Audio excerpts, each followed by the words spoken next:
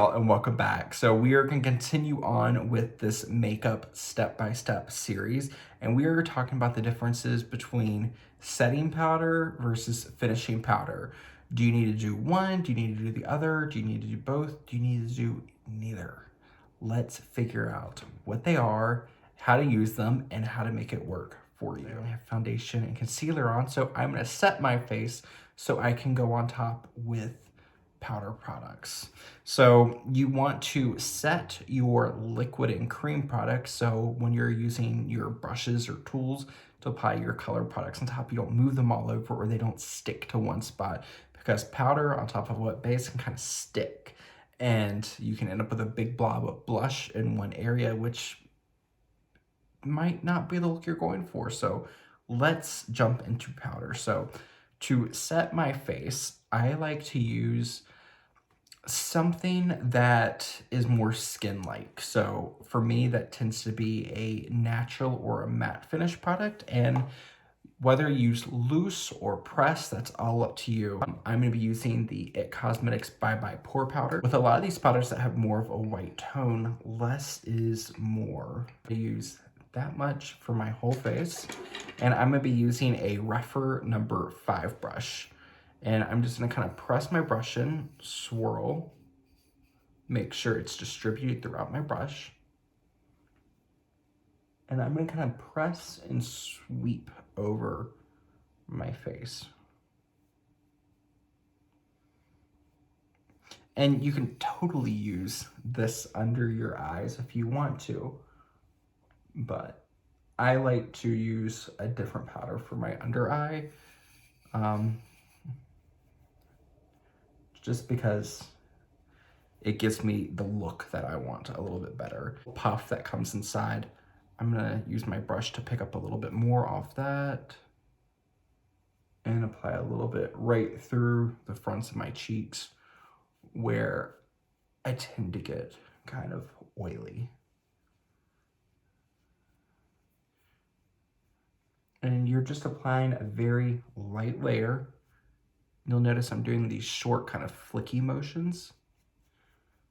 So that way it's kind of knocking off any excess product that would just be sitting on top of my face otherwise.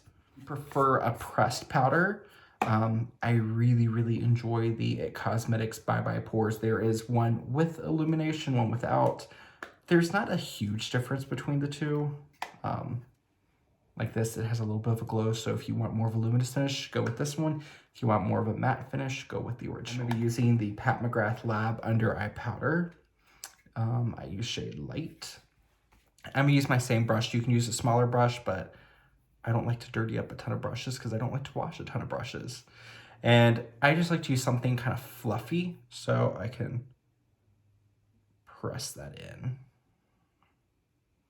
And when you're applying powder under your eyes or concealer, kind of inspect your lower under eye area. Find, most of us at any age, unless you're very young, will have some type of fine line under the eye. So find the direction in which your fine lines go and then kind of gently stamp the powder in that direction and then flick over. That way you're kind of working with your face instead of against your face. And anything left over, I like to take over the eyelids to kind of prime for shadow later. I'll come in a little bit closer. So you can see this powder just kind of smooths the look of my under eyes and sets everything. And it never feels dry. So how to use a setting powder. When do you use a finishing powder, and what is a finishing powder for? So a finishing powder is very much what it sounds. It is a powder to finish off your makeup. For me, some finishing powders I really enjoy are the Charlotte Tilbury Magic Genius powder and the new Dior Backstage powders that tend to have a little bit of a kind of tint, or they're gonna have a finish that's more luminous or a little bit more matte.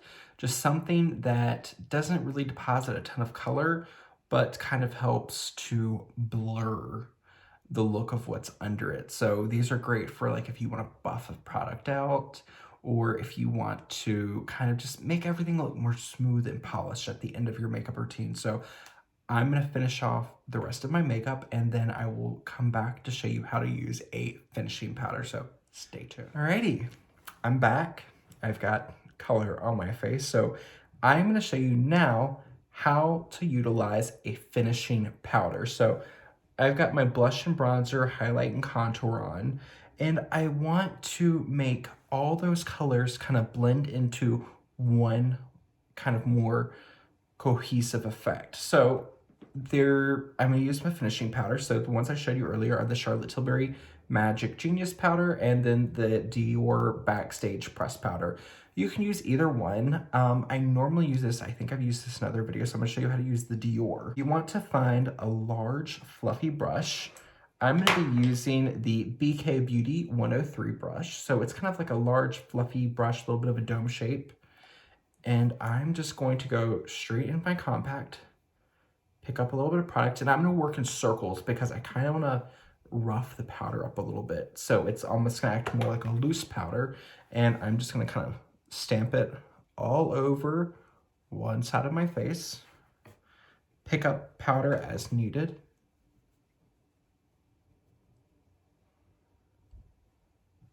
And then buff over. And it might look like I'm using a lot of pressure, but you'll see that when I put the brush on my face, it's not really pressing down. I'm just using large circles to really kind of buff over just all over this half of my face. You can go over the eyelid if you want to. I'm not going to because I don't have anything on my eyelid. So one half of my face that's been buffed, one half that's not. You can see I still have highlight, I still have contour, so I'll blush, but it's just creating more of a kind of soft focused effect to make it look more like the product is coming from within versus on top. You can go back in and apply highlight on top, so if it kind of dulled out the look of your highlight too much, you can apply it again. I don't like a very intense highlight, so I normally buff on top of my highlight. So I'm just gonna kind of stamp over this side of my face and then just buff.